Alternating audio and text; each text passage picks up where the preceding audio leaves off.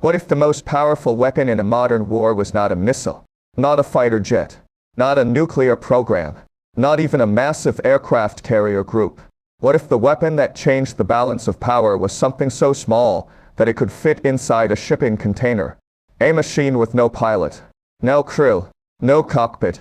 A weapon that could cross hundreds of miles of ocean, enter an enemy's most important naval base, find its target, and strike without a human ever sitting inside it. For decades, the image of military power has been built around size. The largest aircraft, the most advanced warships, the most expensive weapon systems ever created. But something is changing. Because the next generation of warfare may not belong only to the nations that build the biggest machines. It may belong to the nations that can build the smartest ones. And that possibility became reality on a quiet morning in the Persian Gulf. A short video appeared online, only 20-5 seconds long. The footage was grainy. The perspective was unusual.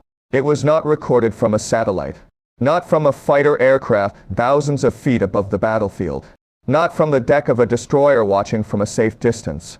The camera was inside the weapon itself. The viewer was seeing the final moments from the perspective of the attacker. The ocean rushed past. The coastline grew closer. A naval facility appeared ahead. And then, in the distance, a target emerged. A Ghadir-class Iranian midget submarine sitting inside a maintenance area at Band Abbas naval base. The weapon continued forward. Closer, closer, and then the screen went black. In those final seconds, the world saw something that may define the future of warfare. A machine moving toward a target without a pilot. A weapon system operating in an environment where speed, distance, and risk had traditionally protected military assets. But here's the contradiction. The most important part of this strike may not have been what was destroyed. It may have been what the strike proved was now possible. Because the question is not simply, can a drone destroy a submarine? The bigger question is, what happens when almost any military target can be placed at risk by a weapon that does not need a human operator? That question reaches far beyond Iran. It reaches into the future of naval warfare, the future of deterrence, and the future of how major powers compete. Because the battlefield is changing. And the first signs of that change appeared not in a massive invasion, not in a traditional naval battle, but through a small autonomous machine moving silently across the water. To understand why this moment matters, we first have to understand the battlefield where it happened. The Strait of Hormuz. On a map, it does not look like one of the most important places on Earth. It is a narrow stretch of water between Iran and the Arabian Peninsula, a thin blue corridor surrounded by coastline. But geography can be deceptive, because through this narrow passage moves a significant portion of the world's energy supply. Every day, oil tankers and LNG carriers pass through this maritime gateway. Energy from Gulf producers moves toward markets in Asia, Europe, and beyond. Japan, South Korea, India, China. Major economies depend on the uninterrupted movement of these resources, which means the Strait of Hormuz is not simply a body of water.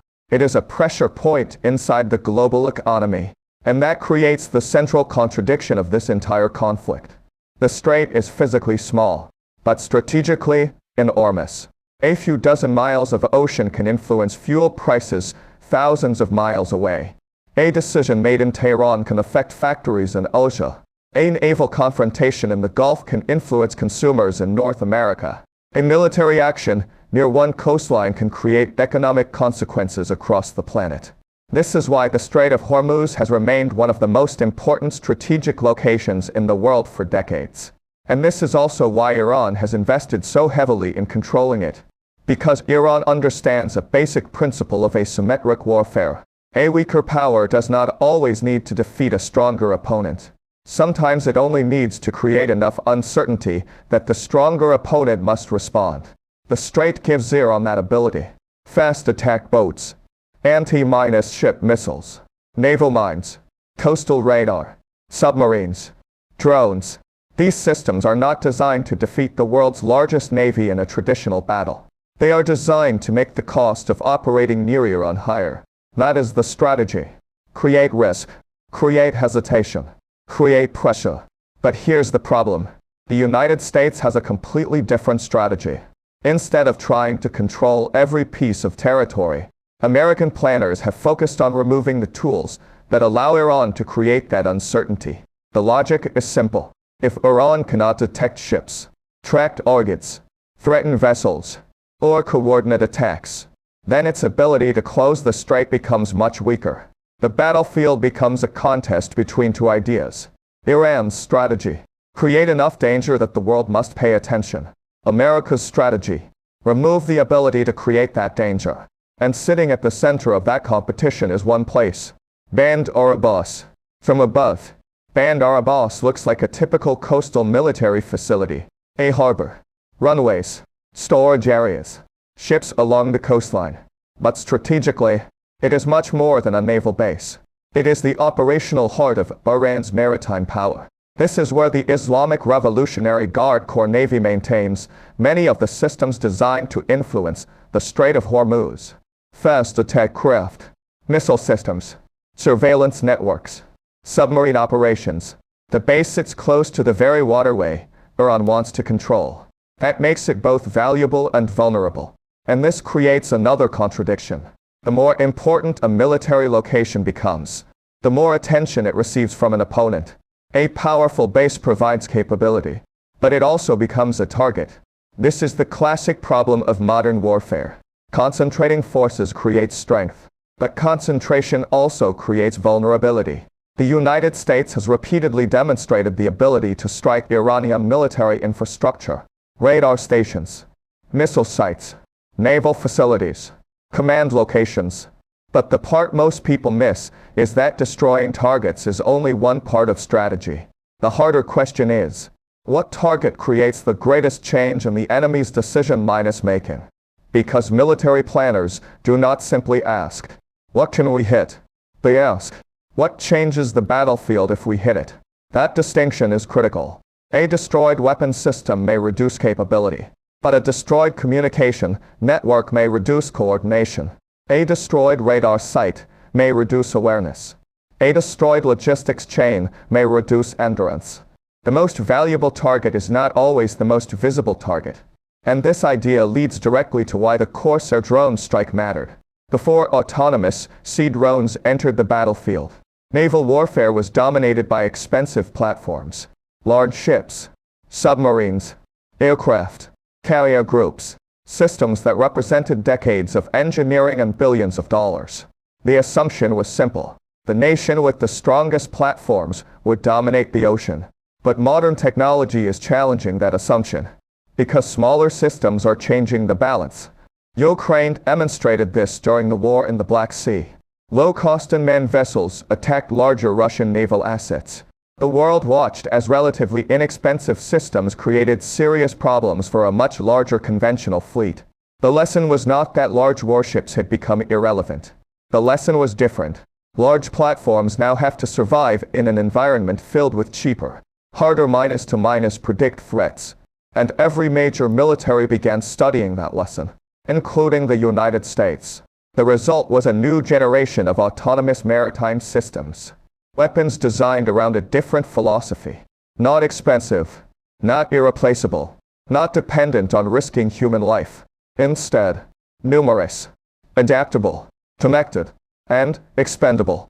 This changes the economics of warfare, because a commander no longer has to ask only, how powerful is this weapon? They also have to ask, how many of these weapons can my opponent produce? That is a completely different calculation. A single aircraft carrier is powerful, but hundreds of autonomous systems create a different kind of pressure. They create uncertainty. They force adaptation. They expand the battlefield. And that is why the strike at Bandar Abbas became such a significant moment. Not because one submarine was damaged, but because it revealed a new possibility. A major naval installation could now be threatened by a machine that did not need a pilot, a sailor, or a crew. The battlefield had changed, but the deeper transformation was still hidden, because everyone looking at the strike saw a new weapon. They saw a drone. They saw an explosion. They saw a submarine being targeted. But the real story was not about the weapon itself. It was about what the weapon represented. A new way of fighting. A shift from destroying enemy forces to controlling enemy decisions. And that is where the conflict around the Strait of Hormuz becomes much larger than Iran. Because the question facing every military power is no longer simply, can we destroy the enemy? The new question is can we shape the battlefield before the enemy ever gets the chance to act? And the answer may determine how wars are fought in the decades ahead. Everyone watching the Strait of Hormuz crisis from the outside sees the same images. Missiles launching into the night sky. Fighter jets crossing above the Gulf. Warships moving into position. Oil tankers waiting offshore. And now, for the first time, a small autonomous sea drone racing toward an enemy naval base. The images suggest a familiar story. A stronger military is attacking. A weaker military is defending. Weapons are colliding. Targets are being destroyed. But the part most people miss is that this conflict is not really about missiles, ships, or submarines. Those are only the visible pieces. The deeper battlefield is something much harder to see. It is the battlefield of decisions. Because the real question facing both Washington and Tehran is not, who can destroy more targets? The real question is, who can force the other side to change its calculations first? And this is where the Corsair sea drone becomes far more important than the submarine it destroyed.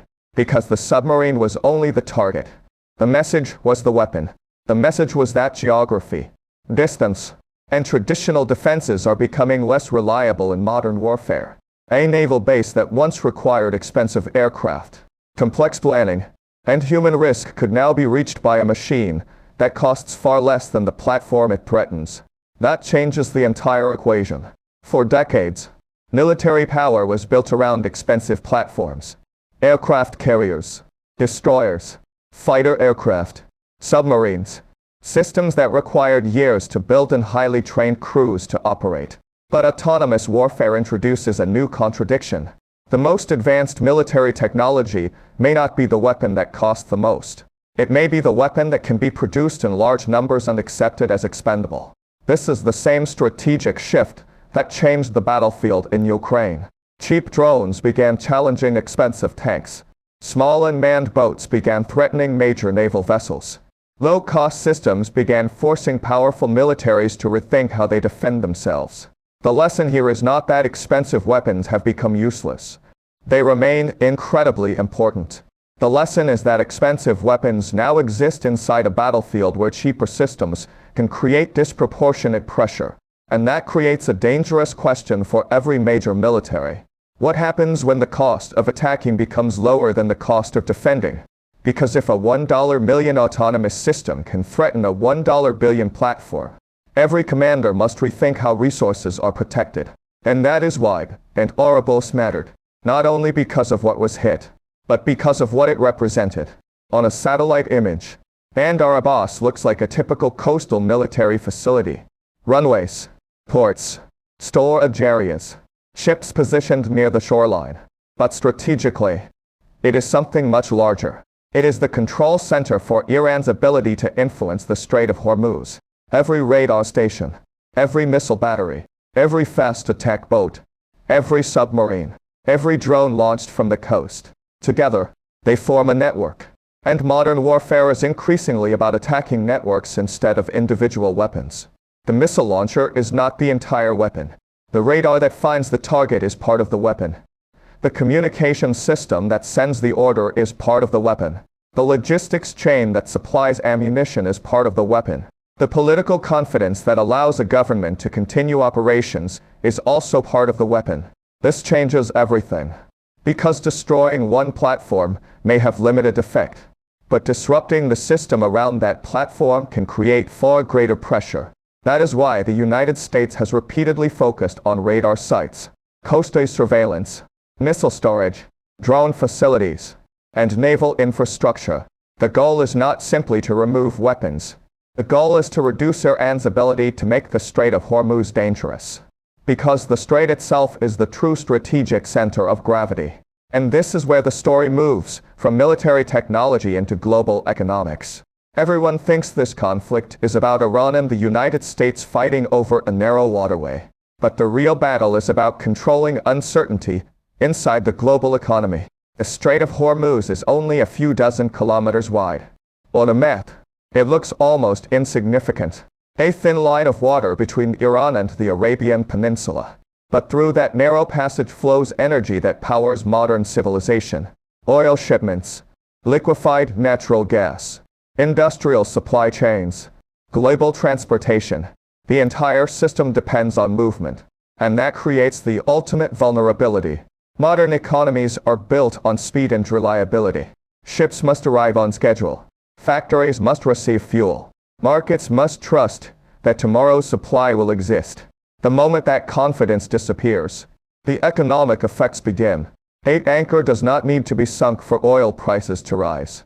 An export terminal does not need to be destroyed for insurance costs to increase. A missile does not need to hit a refinery for companies to change their behavior. The threat itself changes the calculation. This is the invisible battlefield. Confidence. And confidence is something militaries cannot easily measure. A destroyed bridge is visible. A destroyed radar station is visible. But fear spreading through global markets is harder to see.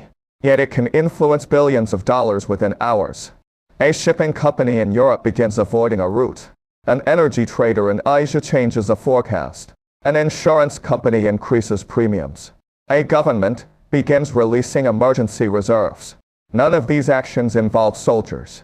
But all of them are part of the conflict. The bigger picture is that economic warfare has become integrated with military strategy. A missile strike can create immediate damage. But uncertainty can create continuous pressure.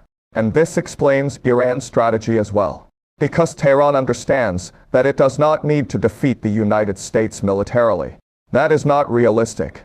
The Iranian strategy has historically depended on creating costs, making the region unstable, making shipping risky, making global powers question whether continued pressure is worth the price. It is a strategy built around asymmetry. A smaller power using geography to challenge a stronger opponent. The same logic appears throughout military history. A weaker force does not always try to defeat the stronger force directly. Instead, it looks for the point where the stronger force is most vulnerable. For Iran, that point is the Strait of Hormuz. For the United States, the answer has been to make that leverage less effective. Destroy the tools that allow closure. Increase the cost of disruption. Demonstrate that every attempt to block the strait creates a stronger response. But here's the problem. Military pressure does not automatically create political outcomes. History repeatedly shows this. A military can destroy capabilities. It can reduce options. It can create pressure. But changing the decisions of a government is far more complicated. And that is the challenge facing Washington. The United States can strike naval facilities. It can destroy missile sites. It can introduce new autonomous weapons. But the final decision still belongs to political leaders in Tehran. And those leaders may calculate the costs differently. This is why the conflict remains unpredictable. The military battlefield and the political battlefield are connected, but they are not identical. A commander may see declining capability. A politician may see strategic opportunity. A population may see economic suffering. An opponent may see a reason to continue resisting. Different actors are looking at the same battlefield through completely different lenses. That is why wars are rarely decided by technology alone. Technology changes possibilities, but humans decide how those possibilities are used. And this brings us to the future. Because the Corsair strike represents something much bigger than one operation.